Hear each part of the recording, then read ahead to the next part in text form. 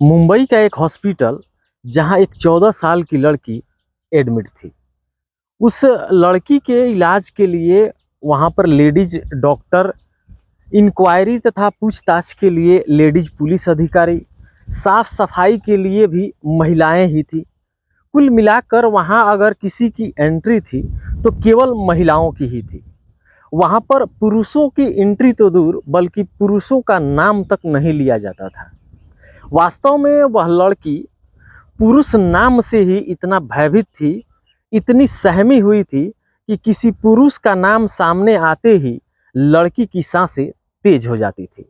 उसे देखकर ऐसा लगता था कि मानो वह मर जाएगी। वह लड़की जिंदगी और मौत के बीच जंग लड़ रही थी और उसकी सांसें यूं ही चल रही थी। उसे इलाज के साथ साथ प्रार्थना और दुआओं की सख्त जरूरत थी। वह लड़की दिल्ली की निर्भया से कम नहीं थी। उसके साथ भी कुछ ऐसा ही हुआ था, बल्कि उससे ज़्यादा कहा जाए तो कम नहीं होगा। नमस्कार दोस्तों, मैं पंकज गोस्वामी हाजिर हूँ एक नई घटना के साथ।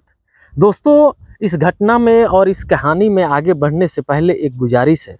अगर आप मेरे चैनल पर पहली बार आए हैं तो कृपया मेरे चैनल को अवश्य सब्सक्राइब करें, ताकि मेरा मनोबल यूं ही बढ़ता रहे। बढ़ते हैं उस घटना की ओर। आज की जो सच्ची घटना है यह महाराष्ट्र की है। महाराष्ट्र का एक शहर है पूना, और यहाँ का एक थाना है बनवारी। और इसी थाना क्षेत्र की रहने वाली एक लड़की, जिसकी उम्र महज 14 साल है। उसके माता पिता किसी नर्सरी में काम करते हैं, पेड़ पौधे की रखवाली करते हैं। यह घटना अगस्त 2022 यानी लगभग 2 साल पहले की है। एक रात लगभग 10 बजे की बात है। यह लड़की अपने दोस्त से मिलने के लिए पुणे के रेलवे स्टेशन पर पहुंच जाती है।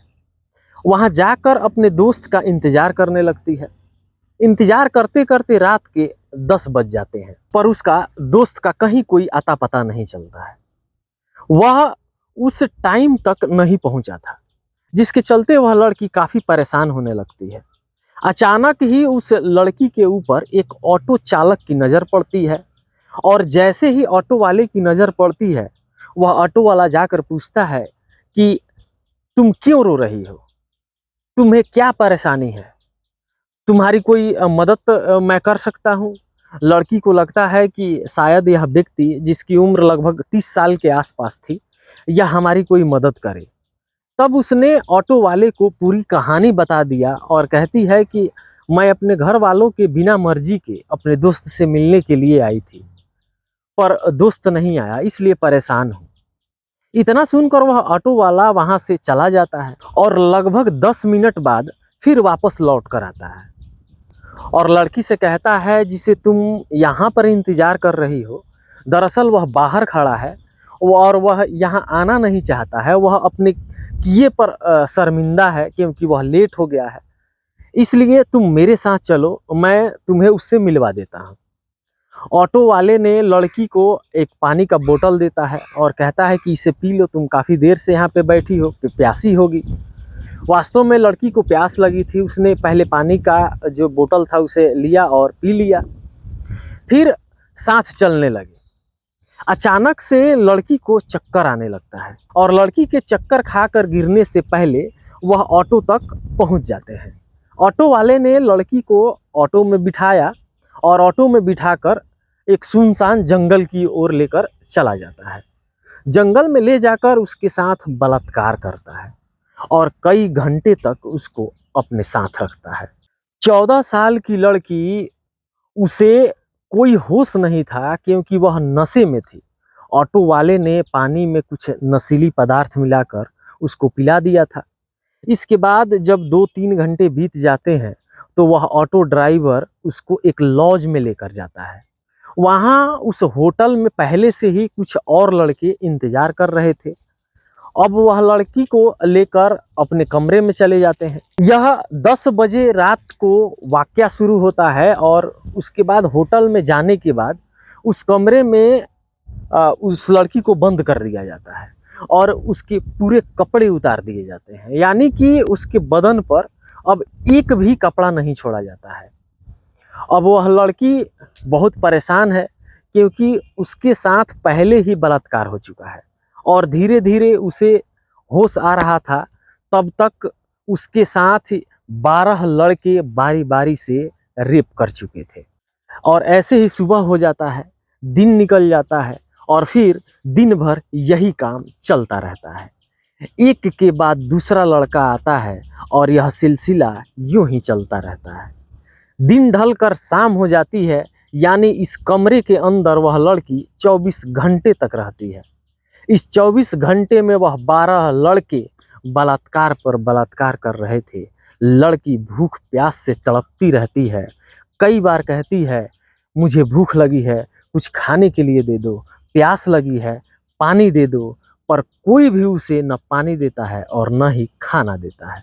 उस लड़की की पुकार उस कमरे से बाहर जा रही थी, पर क्या जाने उस होटल मालिक या आसपास के लोग सुन ही नहीं पा रहे थे। यह भी कहा जा रहा था कि उस लड़की को बार बार इंजेक्शन दिया जा रहा था, नशीली पदार्थें दी जा रही थी, जिससे वह शोर न मचाए। इसी बीच लड़की ने बार बार गुहार लगाती रही। उन 12 लड़कों में से एक लड़के को उस पर दया आ जाती है और यह लड़का उस लड़की को ले जाकर मुंबई के दादर रेलवे स्टेशन पर छोड़ देता है। अब यह आरोपी 12 के 12 फरार हो चुके थे। इनको लगा था कि शायद अब वह लड़की चली जाएगी।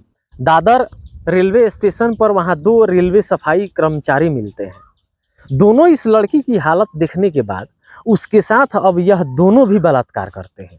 यानी उधर 12 लड़कों से बचने के बाद अब फिर 2 और सफाई कर्मचारी भी बलात्कार जैसी घटना को अंजाम देते हैं। दादर रेलवे स्टेशन के सफाई कर्मियों के बलात्कार करने के बाद वे अपने पास काफ़ी समय तक इस लड़की को रखते हैं और एक ऐसी ट्रेन में बिठा देते हैं जिसकी दिशा उत्तर की ओर थी। यानी वह ट्रेन उत्तर दिशा की तरफ जा रही थी। कई 100 किलोमीटर का सफ़र करने के बाद वह लड़की चंडीगढ़ पहुंच जाती है। एक कोने में डरी हुई सहमी हुई बैठी रहती है। इसी बीच न जाने कितने लोग आते हैं जाते हैं, पर किसी की नज़र उस लड़की पर नहीं पहुंचती।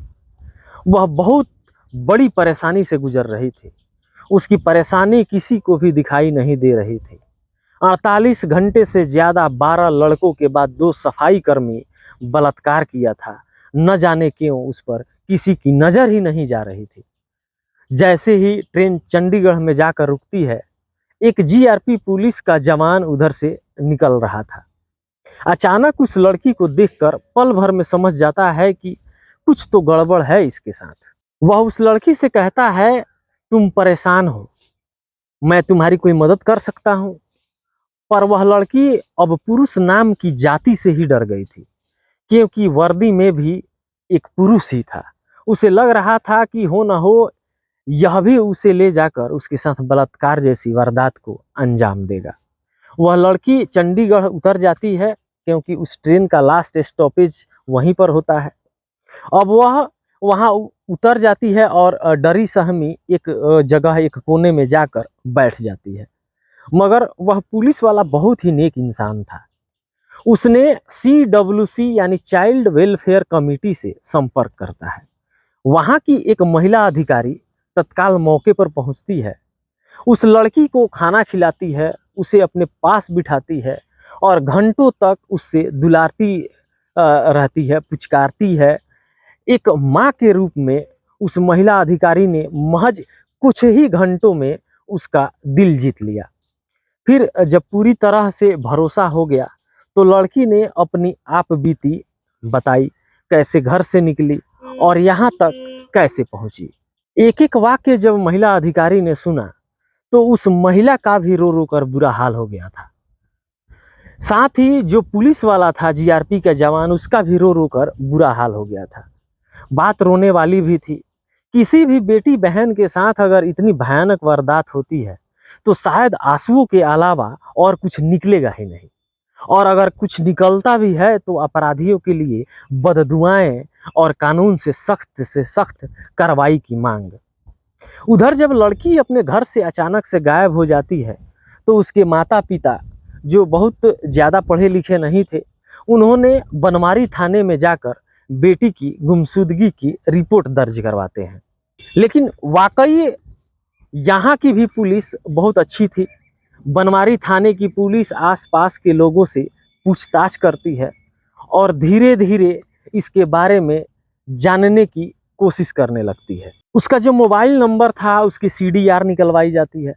इलाके में जितने भी CCTV कैमरे थे उनके बारे में पता लगाया जाता है, मगर उस लड़की के बारे में कोई भी जानकारी या कोई भी मालूमात नहीं पड़ते हैं। और जब पता चलता है तब इस मामले की बहुत ही गंभीरता से जांच होती है। यानी इस कहानी में पुलिस की जितनी भी तारीफें की जाए वह कम ही है। जैसे ही चंडीगढ़ की पुलिस बनवारी थाने की पुलिस से संपर्क करती है, उसके बाद यहाँ से उस लड़की को हवाई जहाज़ के जरिए मुंबई लाया जाता है और मुंबई लाने के बाद उसको हॉस्पिटल में एडमिट कराया जाता है, जहाँ अस्पताल के जितने भी स्टाफ थे टोटल ही महिला थी। उस लड़की की खिदमत में केवल महिलाएं की ही ड्यूटी लगी हुई थी। पुरुष से उस लड़की को सख्त नफरत सी हो गई थी। इसके बाद पुलिस मामले की जांच शुरू की तो 100 से ज़्यादा CCTV कैमरे को खंगाला जाता है। आखिरकार पुणे की रेलवे स्टेशन पर एक ऑटो जाते हुए मिलता है। उसी में वह लड़की थी और इस ऑटो का नंबर भी इस CCTV कैमरे में कैद हो चुकी थी। अब पुलिस उस ऑटो वाले को गिरफ्तार करती है और एक एक करके जितने भी लोग थे यानी 12 के 12 लोगों को पकड़ लेती है। और लड़की के जो बयान थे उसके अनुसार 2 सफाई कर्मी को दादर रेलवे स्टेशन से उनको भी पकड़ा जाता है। ऐसे करके उस समय तक 16 आरोपियों को गिरफ्तार किया जाता है जो इस केस से सीधे तौर पर जुड़े हुए थे। पुलिस की यह कोशिश थी कि जितने भी आदमी हैं, जितने भी आरोपी हैं जो सम्मिलित हैं, उन्हें कम से कम फांसी की सज़ा जरूर हो। इस घटना में जुड़े चाहे GRP का जवान हो, चाहे वह महिला अधिकारी हो या वह पुलिस अधिकारी हो जिन्होंने इतनी जल्दी आरोपियों को पकड़ा, सभी धन्यवाद के योग्य हैं। उन सबको दिल से सल्यूट करते हैं। दोस्तों, यह थी उस 14 साल लड़की की कहानी। दोस्तों, हर घटना और कहानी हमें कोई ना कोई सीख अवश्य दे जाती है। इस घटना और कहानी से आपने क्या सीखा हमें अवश्य बताएं। अपना और अपनों का ख्याल रखें। हमें दीजिए इजाज़त। फिर मिलेंगे किसी अन्य वीडियो में किसी अन्य घटना के साथ। धन्यवाद।